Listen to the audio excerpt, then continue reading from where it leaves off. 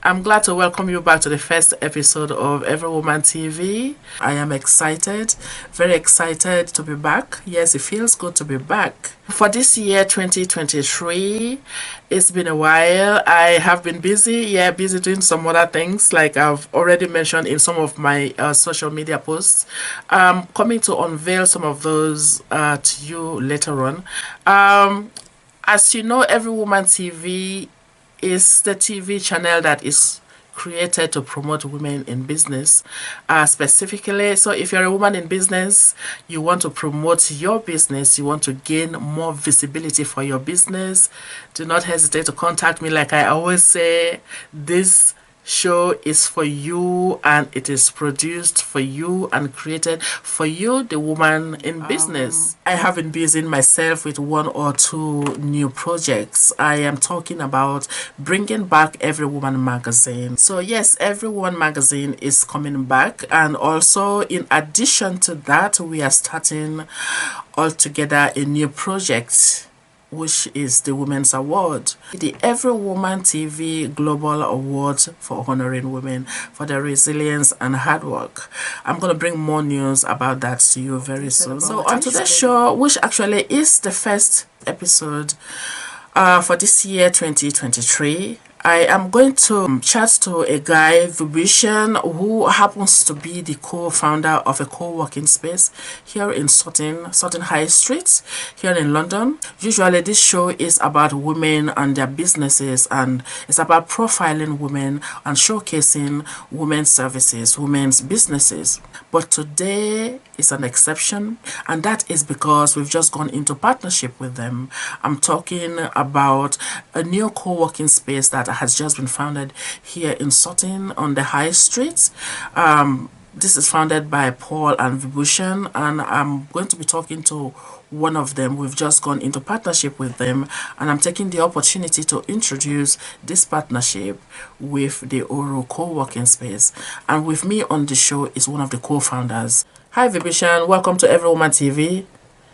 Can you please take a moment to tell us briefly about yourself and what the Oru co-working space is about?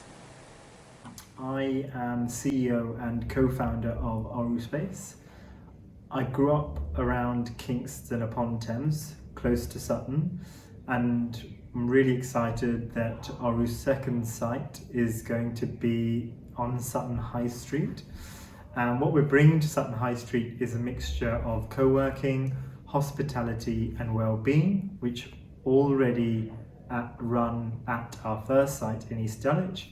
And to that, we're going to add a huge outdoor space on the roof, and we're also going to add a nursery as well. Okay, so my next question is actually the one that I've been wondering about. I have been told that this business was actually started in the middle of 2020, and it gets me thinking. In the middle of all the COVID and the lockdown and everything that was going on, for anybody to set up a new business is actually very brave. Yes. Please tell us, how did you manage to launch Oru in the middle of all that confusion that was going on in 2020 with the COVID and everything? At least up to what we are seeing today, which is quite impressive. So please tell us about it. Yeah, I do agree that the pandemic has allowed people to embrace flexible working more. But what Oru is far more than just co-working. Co-working is about the flexible economy, and it is about new ways of working. But what we're doing is bringing together healthy, tasty food and really high quality hospitality with well-being. And by well-being we mean classes, we mean free classes from meditation to yoga to Pilates to bar. So, trying to incorporate a healthy way of eating, exercising, living to allow your working day to be much more fulfilling and much more productive and successful.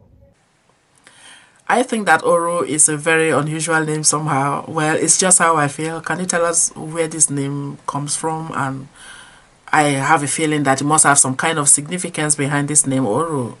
What does it mean?